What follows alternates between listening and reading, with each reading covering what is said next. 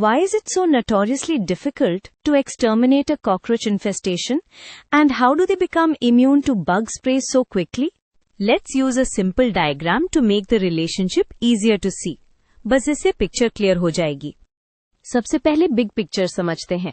कॉकरोचों को खत्म करना मुश्किल इसलिए होता है क्योंकि आपको सिर्फ जो दिख रहे हैं उनको नहीं, बल्कि छुपे हुए एग्स और फ्यूचर जनरेशंस को भी हिट करना होता है। अगर चेन का एक लिंक भी बच गया, इन्फेस्टेशन वापस आ जाती है। अब सोचो, कॉकरोचों का लाइफस्टाइल कैसा होता है? ये क्रैक्स वॉल्स के पीछे, अप्लायंसेस के अंदर और रात को एक्टिव होते हैं। तो स्प्रे अक्सर सिर्फ सरफेस को कवर करता है, जहां रोचेस कम टाइम स्पेंड करते हैं। मतलब आप एफर्ट कर रहे हो पर कांटेक्ट ही नहीं हो रहा। एक और की रीजन एग्स।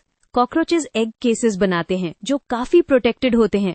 बहुत सारे कॉमन स्प्रेज अडल्ट्स को मर सकते हैं, लेकिन एग्स पर वीक होते हैं।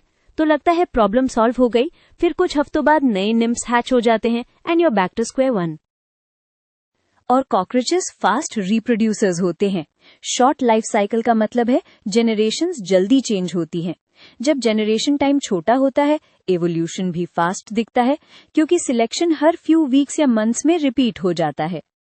अब इम्यूनिटी या रेजिस्टेंस का कोर आइडिया समझो। ये मैजिक नहीं है। पॉपुलेशन में पहले से थोड़ा जेनेटिक वेरिएशन होता है।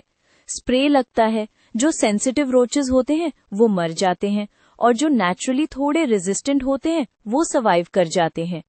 सर्वाइविंग रोचेस फिर ब्रीड करके रेजिस्टेंट जीन्स को नेक्स्ट जनरेशन में ज्यादा कॉमन बना देते हैं। इससे बोलते हैं सिलेक्शन प्रेशर। रेजिस्टेंस के कुछ कॉमन मैकेनिज्म्स भी होते हैं।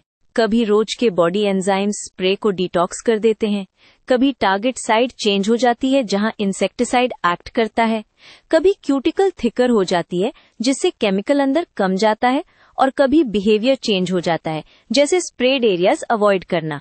ये सारी ट्रिक्स मिलके स्प्रे डजंट वर्क वाली फीलिंग क्रिएट करते हैं। एक सटल पिटफॉल, स्प्रेज कभी कभी रोचेस को रिपेल भी कर देते हैं। तो आपको लगता है मर गए, बट एक्चुअली वो और डीपर क्रैक्स में शिफ्ट हो जाते हैं जहां दे सेसर एंड हार्डर टू रीच। इसलिए सिर्फ स्प्रे से फुल कंट्रोल रेयरली मिलता है। तो प्रैक्टिकल टेक अवे क्या है? बेस्ट अप्रोच होता है integrated control. Cleaning and food water removal से उनका फ्यूल कट होता है, सीलिंग क्रैक से हाइडिंग स्पॉट्स रिड्यूस होते हैं, जेल बेट्स रोचेस को नेस्ट तक पॉइजन ले जाने देते हैं, ग्रोथ रेगुलेटर्स नेक्स्ट जनरेशन को ब्रेक करते हैं, और केमिकल्स रोटेट करने से रेजिस्टेंस स्लो होती है।